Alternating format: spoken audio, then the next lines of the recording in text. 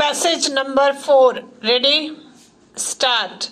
It is thus to be seen that irrespective of the applicability of clauses A to G, Section 223 gives to the magistrate a discretion to amalgamate cases. The magistrate has to be satisfied that persons would not be prejudicially affected and that it is expedient to amalgamate cases, as has been set out herein above. On a prior occasion, to application for amalgamation has been rejected by the special judge. The High Court has also rejected the appeal. Under the circumstances, a fresh application for the same relief would not normally lie. Faced with this situation, it had been submitted that the present application for amalgamation had been made, as the High Court had already held that there was a single conspiracy and had given liberty to apply for amalgamation at a later stage. It is thus necessary to see what the High Court held in the case of Lalu Prasad versus State of Bihar. Paragraphs 28 to 32 reads as follows: the fact that separate cases have been registered and are being investigated separately, and also the fact that this court during investigation, while considering the question as to whether remand in one case will mean the remand in all other cases, has held that some of the cases from different transactions are not decisive to the question involved in the case.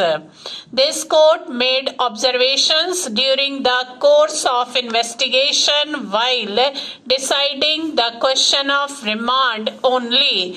The separate investigation by itself is not decisive of the fact that all the cases are separate.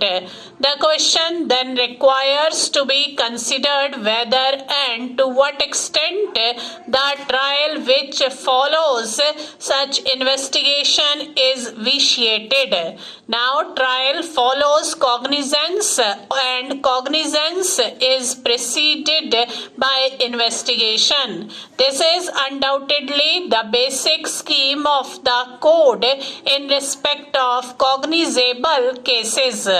But it does not necessarily follow that an invalid investigation nullifies the cognizance of trial basis thereon. Here we are not concerned with the effect of the breach of mandatory provision regulating the competence or procedure of the court as regards cognizance or trial.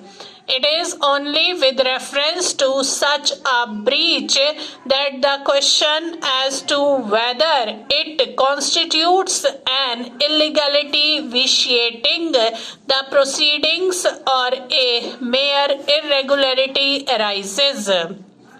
A defect or illegality in investigation, however serious, has no direct bearing on the competence or the procedure relating to cognizance or trial. No doubt, a police report which results from an investigation is proved in Section 190 CRPC as the material on which cognizance is taken, but it cannot be maintained that a valid and legal police report is the foundation of the jurisdiction of the court to take cognizance.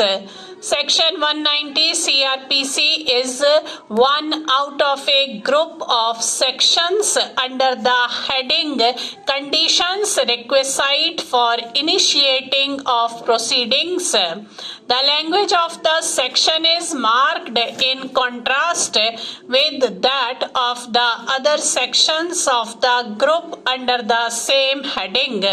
These later sections regulate the competence of the court and bar its jurisdiction in certain cases excepting in compliance therewith.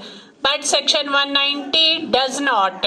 While no doubt in one sense clauses A, B and C of Section 190 are conditions requisite for taking of cognizance, it is not possible to say that cognizance on an invalid police report is prohibited and is therefore a nullify. Full stop.